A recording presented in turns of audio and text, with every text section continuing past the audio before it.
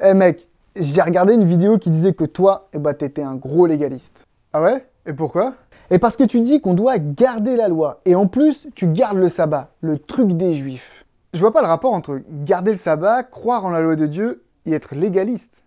Quoi, mais t'es sérieux?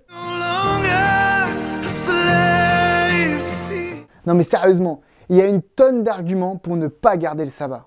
Ah ouais, vas-y, dis-moi lesquels?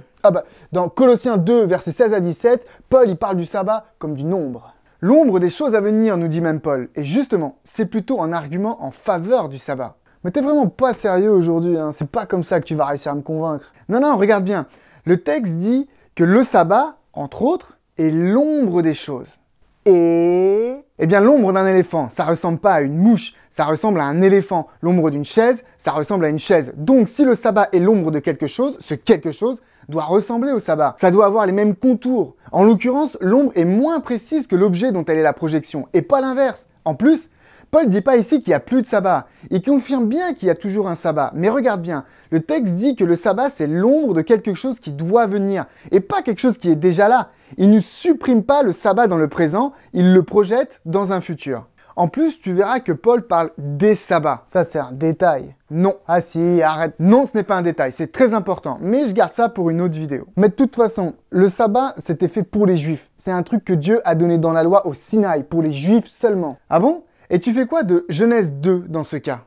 Genèse 2. Genèse 2, verset 3, Dieu bénit le 7e jour et il le sanctifia, parce qu'en ce jour, il se reposa de toute son œuvre qu'il avait créée en la faisant.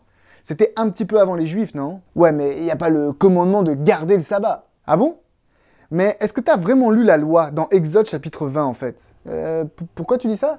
Exode 20, versets 9 à 12, dit « Tu travailleras 6 jours et tu feras tout ton ouvrage. Mais le 7e jour est le jour de repos de l'Éternel ton Dieu. Tu ne feras aucun ouvrage, ni toi, ni ton fils, ni ta fille, ni ton serviteur, ni ta servante, ni ton bétail, ni l'étranger qui est dans tes portes. Car, verset 11, en 6 jours l'Éternel a fait les cieux et la terre et la mer et tout ce qui est contenu.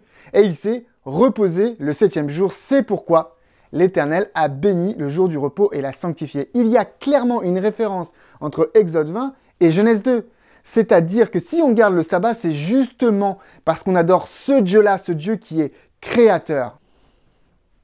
Mais de toute façon, cet argument récurrent du « la loi c'est pour les juifs », c'est n'importe quoi. Paul, pour ne parler que de lui, se réfère très souvent à l'expression « la loi de Dieu » et donc aux 10 commandements, sans jamais en parler négativement. Par exemple, prends Éphésiens chapitre 6, versets 1 à 2. « Enfants, obéissez à vos parents selon le Seigneur, car cela est juste.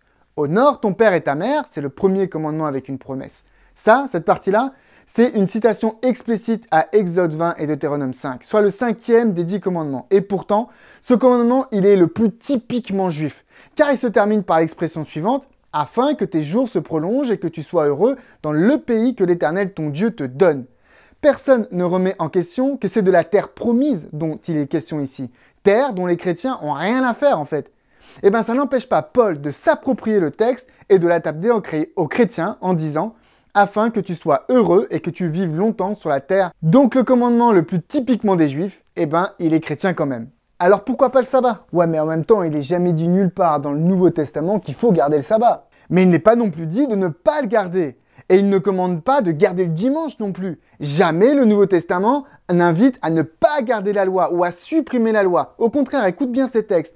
Matthieu 5, verset 17. « Ne croyez pas que je sois venu pour abolir la loi ou les prophètes. Je suis venu non pour abolir, mais pour accomplir. » Ou encore Jacques chapitre 2, verset 10 à 11. « Car quiconque observe toute la loi mais pêche contre un seul des commandements devient coupable de tous. » En effet, celui qui a dit « tu ne commettras pas d'adultère » a aussi dit « tu ne tueras pas ». Or, si tu commets un adultère mais que tu commettes aussi un meurtre, tu deviens transgresseur de la loi. 1 Timothée 1, verset 8, « Nous n'ignorons pas que la loi est bonne pourvu qu'on en fasse un usage légitime. » Tu vois, la loi ici est positivement présentée et à aucun moment il n'est sous-entendu qu'entre l'Ancien et le Nouveau Testament, il y aurait un changement de traitement concernant la loi. Mais en tout cas, le livre des Actes, on voit bien que les premiers chrétiens, ils se réunissaient le dimanche et pas le sabbat.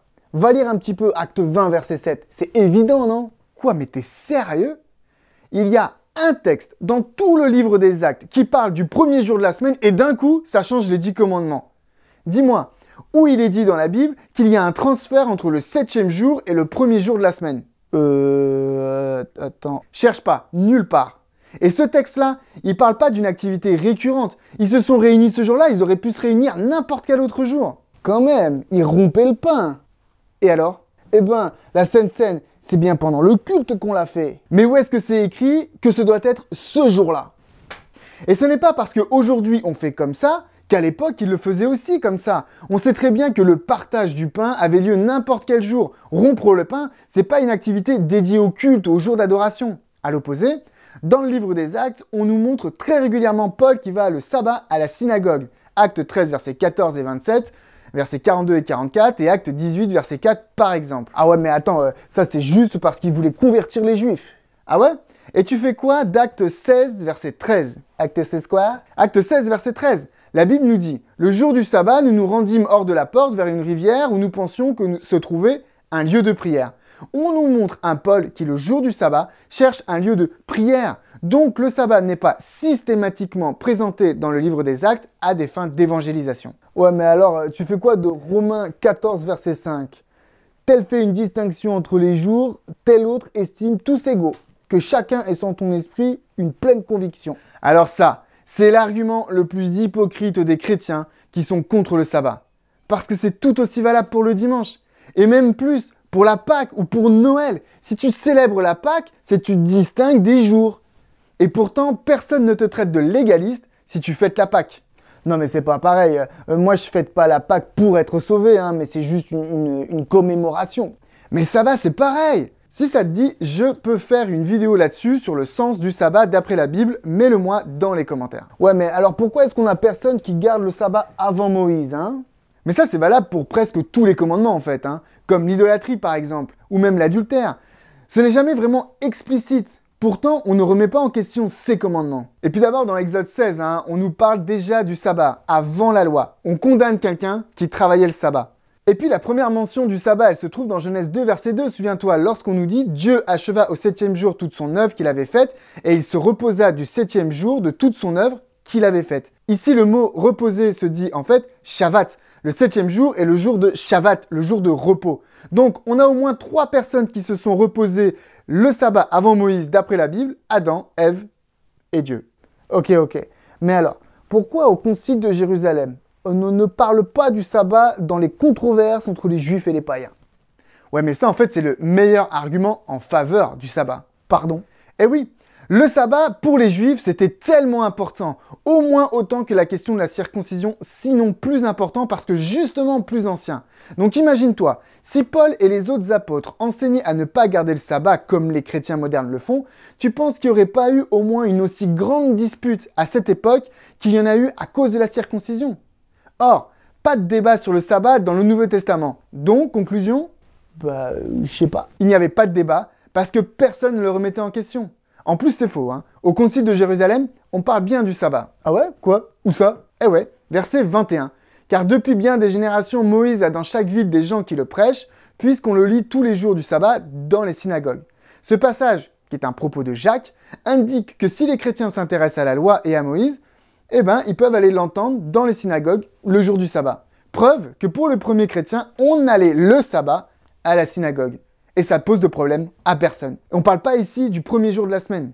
D'ailleurs, à propos de polémique sur le sabbat, Jésus, il s'est fait accuser justement de transgresser le sabbat. Parce que ses disciples ont travaillé ce jour-là. Qu'a répondu Jésus? Il n'a pas dit « Ouais, et alors je fais ce que je veux, le sabbat ça a plus d'importance ». Il a dit non, il a nié. Il a dit « Non, je ne transgresse pas le sabbat ». Au contraire, il a dit « Je suis le maître du sabbat ». Il dit ici que le sabbat c'est son jour. En gardant le sabbat, on se soumet à Christ puisqu'il est le maître du sabbat. Si Jésus considérait qu'il fallait arrêter de garder le sabbat, il aurait répondu différemment. Ici, il ne critique pas le sabbat, il lui donne son sens initial. Alors que justement les Juifs en avaient fait un fardeau, il en fait un jour de libération. Vous pouvez aller lire Ésaïe 56 sur ce sujet. Et pourtant, Paul il parle souvent du péché et des péchés, mais le sabbat il est jamais mis en exemple non plus. C'est vrai. Mais en même temps, tu sais que l'un des mots pour dire péché en grec se dit anomia, sans loi. Et Jean, il est très clair, hein, 1 Jean chapitre 3 verset 4, quiconque pratique le péché transgresse la loi et le péché et la transgression de la loi. Parce qu'en fait, le problème, c'est pas le sabbat spécifiquement, c'est la loi, c'est de transgresser de la loi, c'est d'aller à l'encontre de la loi. Jacques nous dit, chapitre 2, verset 10, « Car quiconque observe toute la loi mais pêche contre un seul commandement devient coupable de tous. » C'est la transgression de la loi dans son entièreté qui pose un problème, et pas seulement l'un des commandements. Mais aujourd'hui, en réalité, la majorité des chrétiens, ils ont un problème qu'avec un seul des 10 commandements. Mais les disciples des disciples, les pères de l'Église, eux, ils ont gardé le dimanche, pas le sabbat. Mais les pères de l'Église, on s'en fiche, hein. C'est pas la Bible. Notre référence à nous, c'est la Bible. Allez, tu peux pas dire ça. Si les disciples des disciples n'ont pas gardé le sabbat, on peut se dire qu'ils ont quand même été enseignés par les apôtres à faire comme ça. Alors il faudrait faire une histoire entière sur l'histoire du passage du samedi au dimanche dans le christianisme. D'ailleurs, dis-le moi en commentaire si ça t'intéresse.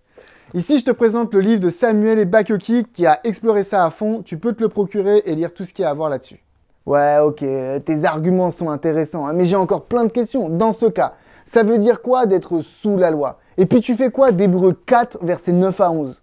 Ok, alors je pense que la vidéo est déjà assez longue comme ça. On va s'arrêter là et faire une pause. On en garde un peu plus pour les prochaines vidéos. Merci d'avoir regardé cette vidéo. J'espère qu'elle t'a interpellé. Je te laisse me dire en commentaire si tu as des sujets que tu voudrais que j'aborde en vidéo, notamment par rapport au sabbat, et si tu n'es pas convaincu et que tu as envie de continuer le débat. Tu peux aussi contredire mes arguments et continuer le débat en commentaire. J'essaierai de répondre avec plaisir. Pense bien à t'abonner et activer la cloche pour être sûr de pouvoir être averti pour les prochaines vidéos. Je vous recommande la lecture de ce livre, Quand Dieu dit Souviens-toi de Mark Finley. Vous pouvez vous procurer auprès des éditions Vie et Santé. Je vous mets en description le lien pour pouvoir l'acheter. Je voudrais tout spécialement remercier Hop Channel qui m'a aidé à pouvoir réaliser cette vidéo avec le matériel et leur présence.